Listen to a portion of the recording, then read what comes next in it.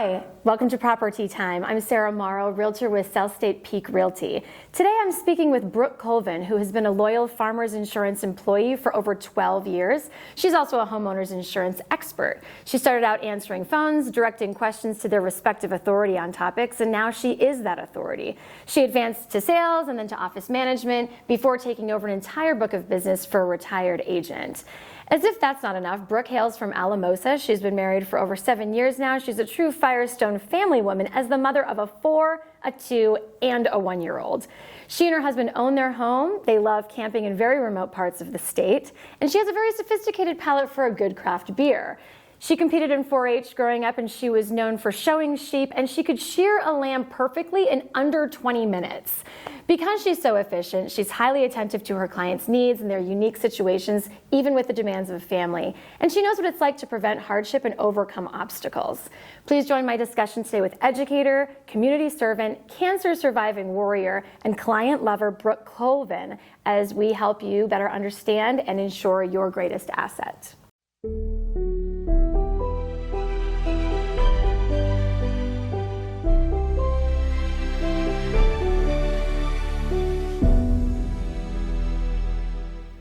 Hi, Brooke. Hi. Thank you so much for being here. Well, thank you for having me. I'm so excited to talk all things insurance with you. Yay, me too.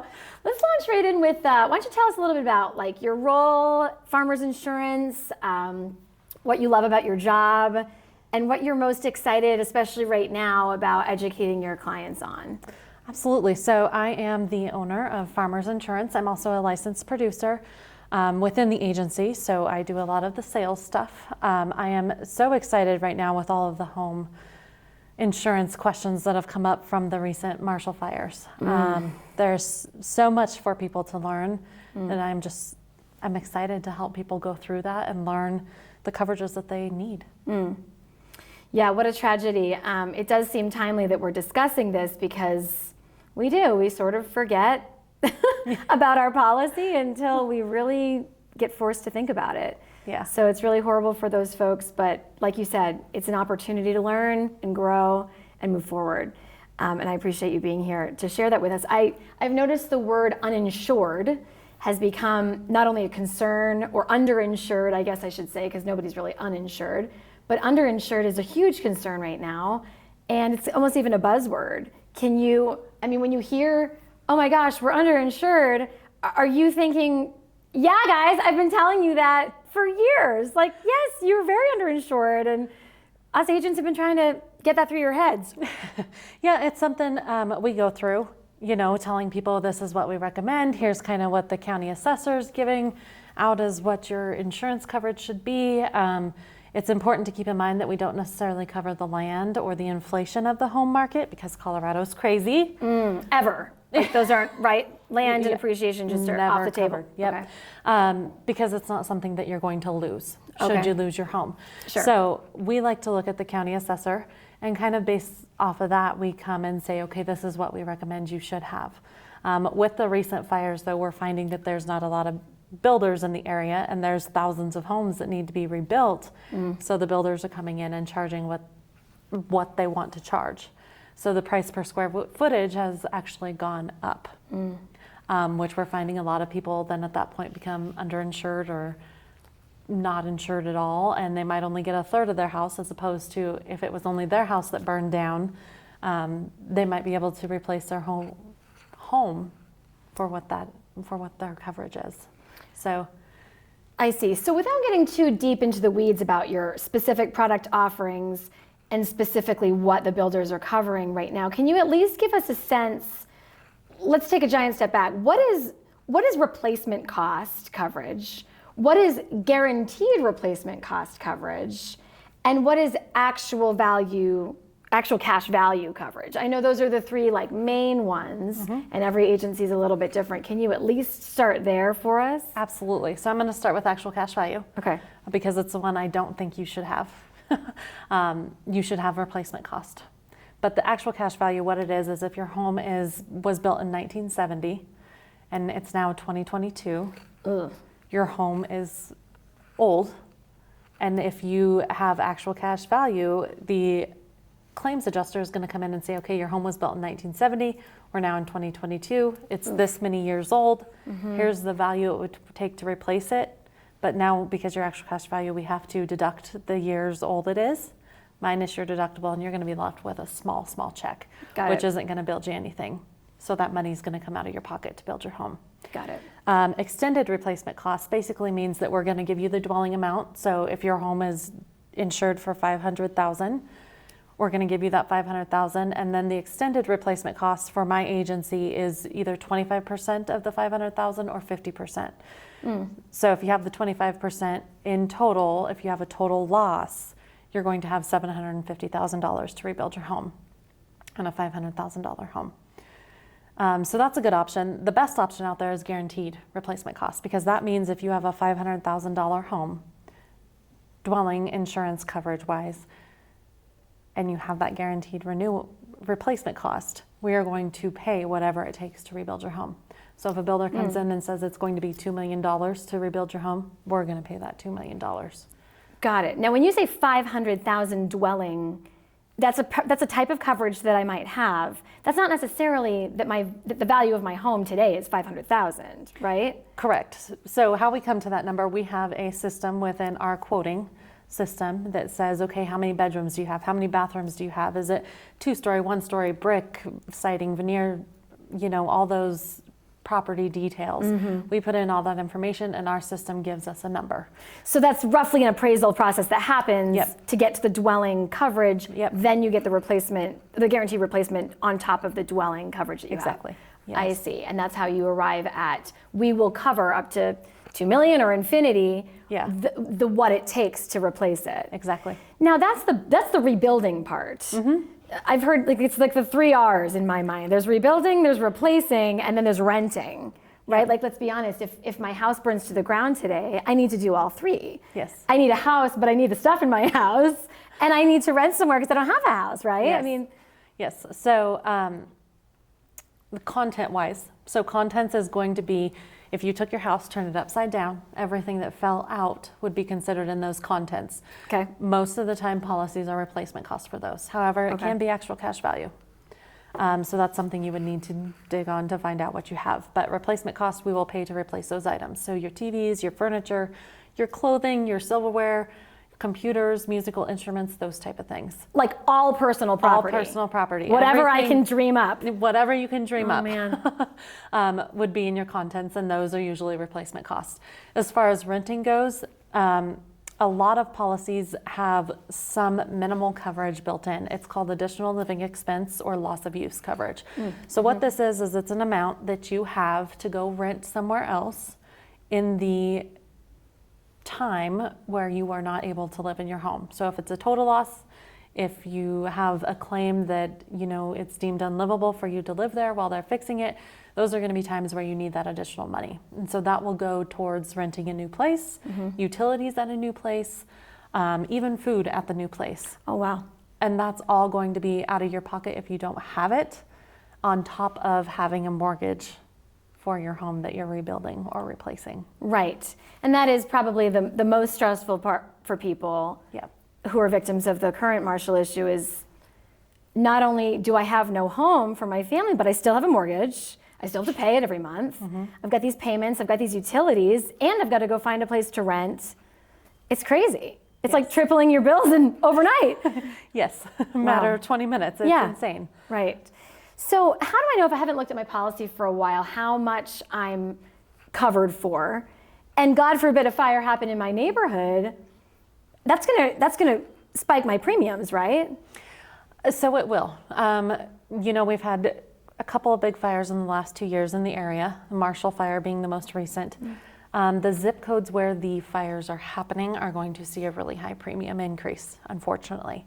And then on top of that, the other zip codes in the state of Colorado are also going to see a rate increase. Probably not as high as those directly impacted by the fires, but you are going to see a rate increase. So I highly recommend that you get with your insurance agent. You talk to them, you say, hey, what's my dwelling covered for? Do I have extended replacement costs guaranteed? Do I have actual cash value? What other coverages are out there to make sure I'm properly insured? So there is no real way to know exactly what I have until I speak with my agent. You can look at your declaration page, so that's going to Of be course. what you get on an annual basis. It's got your renewal information on there. You'll see the coverages listed out, your dwelling, your additional living expense, and there's several others that go into that. But if you aren't educated on it, you're not going to exactly know what it means, and each company has a little bit different meaning behind it. We're all providing the same type of coverage, but the way it's worded could be a little bit different. And outbuildings and roof, just like personal property and just like guaranteed, these are all sort of stacked on top of, which can complicate your policy. But again, it's really unique and individual, right? Like I have to look into these nuances of my specific case, yes? Yes, I would I recommend looking at your specific policy. Yes, you can talk to your friends and family about home policies, and everybody will tell you, you've got the dwelling coverage, you're fine. But it's different for each individual household because not every house is the same. So, Well, especially since there's so many older homes in Longmont. Like you said, not only is this actual cash just not going to cut it, but I mean, when you factor in depreciation and just the values appreciating like crazy right now, you're going to get a tiny little check to go like run off and try to live your life with. It's very stressful and crazy, and it certainly has inspired me to take a look at my policy. So that's another question I have for you. Like as appreciation rises in northern Colorado and the whole country really, are you seeing like prohibitive rates for people? Like if they do get this guaranteed replacement cost coverage, which is of course really necessary, like is that part of what's keeping people very underinsured, is just prohibited costs? And are they rising just as fast as appreciation, or? I would say, premiums are going to rise just as Significantly. fast. Yeah. Everything is going to start costing a little bit more, just because that's the type of economy that we live in. And with the hailstorms that we've had, or we get, and the fires that we've had in the recent years, insurance is going to increase. And a lot of people are still stuck, 10, 15 years ago, I have a $500 premium for the year. I can have a $250 deductible, and that's just not the case anymore. Right. Those were the days, right? So yes, they will rise. They will continue to rise unless someone can figure out how to stop the hail and the fires. Good point. So, I mean, what if I don't wanna? Like, what if I don't wanna pay insurance premiums, or if I insist on having this bare bones plan? I mean, am I basically at risk? I assume I'm at a higher risk. And similarly, can you also answer the question, what if I just don't want to rebuild my house? What if it was built in 1947 and I just don't want it? Yeah. What do you guys do in that situation? Yeah, so obviously you don't have to go with the highest of high policies and have the best of best coverages. You can self-insure and just start setting money aside for claims to happen, and then you pay out of your own pocket. Okay. That's totally up to you and what you want to do. I will just kind of go off that a little bit and say if you have a mortgage or you're going to be buying a home, probably not going to be allowed based off what your lender says. But that's besides the point. It's their security, it's their property. Yeah. Yep. So, if something happens and you don't want to rebuild the home and you have a mortgage, that is fine. You don't have to rebuild the home. We have said as an insurance company, look, you have dwelling coverage amount of $500,000. Here's your $500,000. Do what you please. If you have a mortgage, though, you're going to have to pay that mortgage off. Okay, that makes sense. And then you still own the land, so the land could be income to you to go put a down payment on another home, or it might be you have to sell it to finish paying off your mortgage. It just kind of depends on where you're at in the life of the mortgage. And if you can survive long enough, you could potentially rebuild on your own later. Yes. And be the owner of that land. Yep. And I assume you've seen all of these. Can you give us any anecdotal, we can, like you said, non-compliance to a point. Yeah, so I actually had a client who lost their rental property in the Marshall fire. His tenant did not have renter's insurance, so he lost all of his contents. Thought he was going to self-insure, and that's fine. But my landlord client, he had some coverage, but it wasn't enough. So what's he going to do? I've tried to sit down with him for several years and tell him it's not enough. Look, let's go ahead and do this. And it was his choice not to, and that's fine. I respect that. As of today, he is looking at selling other places in other states to be able to rebuild the home. Within his portfolio? Within his portfolio, but if he can't do that, he's not going to rebuild. He will eventually sell the land Sure. To someone who wants to build a home there. Sure. Yeah, and that's a good point. I mean, he's got to do what the numbers tell him to do if it's an investment property, right? And he, that's a great point for us investors, like, of course we want to protect our greatest asset, our primary residence, but some of us forget just how important the insurance situation is and the appreciation is, especially if it's out of state, on your second, third, fourth home, vacation home, short-term rentals, long-term rentals in your portfolio. And it's kind of scary. And thank God that guy has some other resources he can pull from, but it can majorly impact your whole portfolio and your wealth. Absolutely. Your nest egg. Yep. You've been so wonderful. I so appreciate all this information. Can you just tell us, because things are happening so rapidly and appreciation's going so bananas, there's got to be something we can do today. Maybe I can't even sit down with my agent today. How often do I do that? What do I talk about with them? And what can I do at my house by myself? Like, there's got to be, do I just go home and read my declarations page and pray to God? And give me some tips on being proactive. Tip number one, always meet with your insurance agent. You meet with your doctor on an annual basis to make sure you yourself are healthy. So you should look at your insurance agent as a doctor for your home. Got it. You should be meeting with them annually, because during that annual appointment, they're going to be able to break down what coverages you do have, how it's going to work if there is a claim, what to expect, what other options are out there as far as are there new coverages this year? Is there a different product that might be better suited for you or maybe even save you money? They're going to be really the ones you want to go to kind of look at that. Yes, you can go home and look at your declaration page. I suggest you do that as well. But number one is call your insurance agent and at least get something on the books. Yeah, and I just, I hate to compare this to death, but you've got to probably be somebody who sees people grieving and trying to make really important, tough decisions and or seeing their deep regret at a time when they've just lost everything. Being traumatized is not the time to learn about the details of your policy. So I'm sure that's, Number two, I would say go to your house and go through each room, whether it be putting together a notebook, putting together an Excel spreadsheet, or even taking a video with your phone. Just video each room, and if you have special items, take a little bit longer clip of them explaining what they are. And then for my clients, I actually offer that they can send those to me, and I'll keep them on file so that should something happen, they don't have to worry about finding it. They know it's with me. I can get it to the claims adjuster right away. It's quick and simple. Yeah, as a musical instrument owner, I am thinking right now about how I'm going to do that. I need to do that. Yep.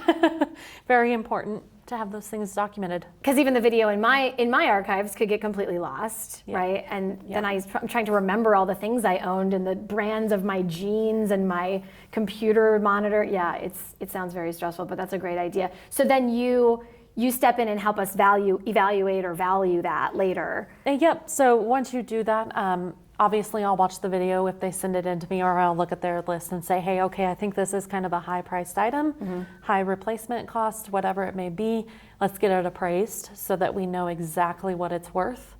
And then they recommend appraising everything about every 5 years because things fluctuate so much. Sure. So usually a good rule of thumb is anything over $1,500 individually probably needs to be appraised and put on a floater policy that's attached to your homeowners, so that in the event you lose it or it gets stolen or whatever it may be, we can go back and say, hey, this is exactly what it was. Here's the replacement cost. It was appraised 3 years ago. This is what the person is entitled to. Cool. Now, do you work mostly with first-time home buyers? Do you have a large book of business of all types, people different phases of life? I would say large book, all phases of life, all kinds of insureds, some who like to self-insure, some who want the top of the line. I don't care what the premium is going to be. I really enjoy working with first-time home buyers because it's such an exciting time for them.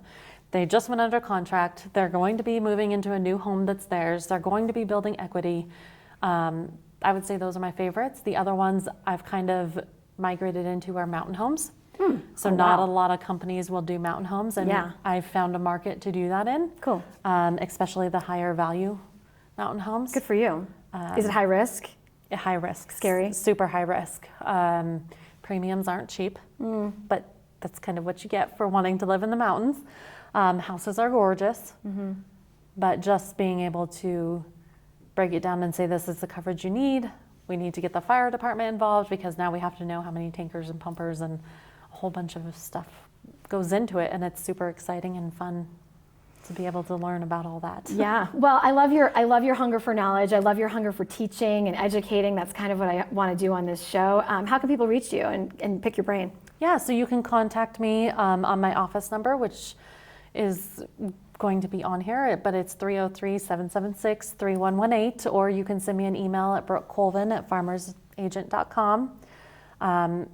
Either one of those, I will respond to you usually within a 2-hour time frame. So wow. Whether it's weekends, nights, days, I am available 24/7. Busy mama, good to realtors, good to her clients. Thank you so much for your time. Thank you. Brooke Colvin, everybody. That's the proper tea.